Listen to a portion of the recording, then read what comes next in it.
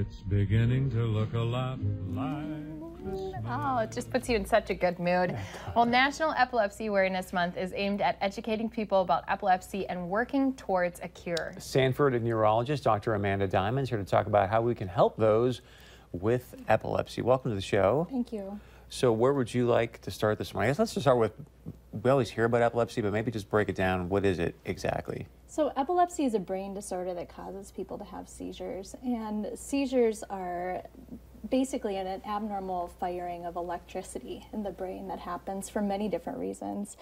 Epilepsy can happen to people of all ages, all races, all ethnic backgrounds, and it's far more common than I think a lot of people actually consider. Actually, 1 in 26 people are affected by epilepsy. Wow. And 1 in 10 people will actually have a seizure in their life. So it's a pretty substantial number of people and a pretty substantial disease to begin with.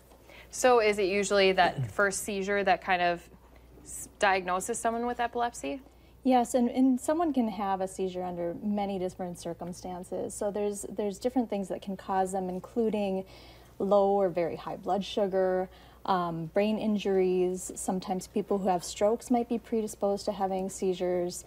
Alcohol withdrawal, many different things can actually result in seizure. But when someone is ultimately diagnosed with epilepsy, it means that we feel that they're a person who's prone to having recurrent seizures without being in those sorts of circumstances.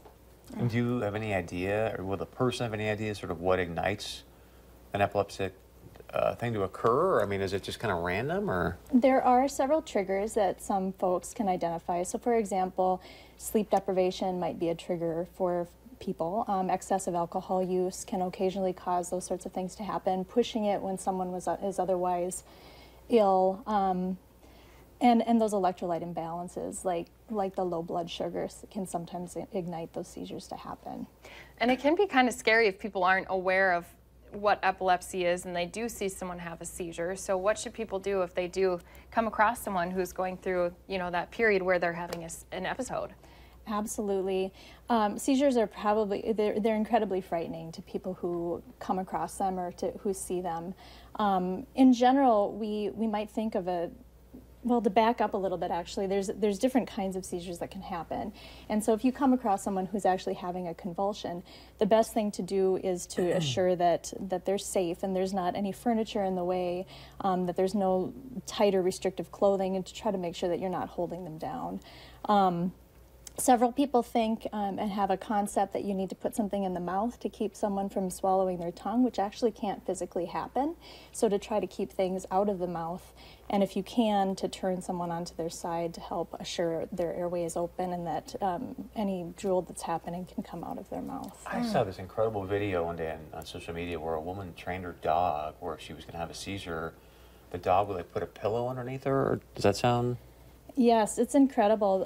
There's pretty rigorous training that can be done for seizure rescue dogs, and there actually can be recognition that happens, and they can help out to assist in those situations. Wow. Wow. All right, more on epilepsy education right after this.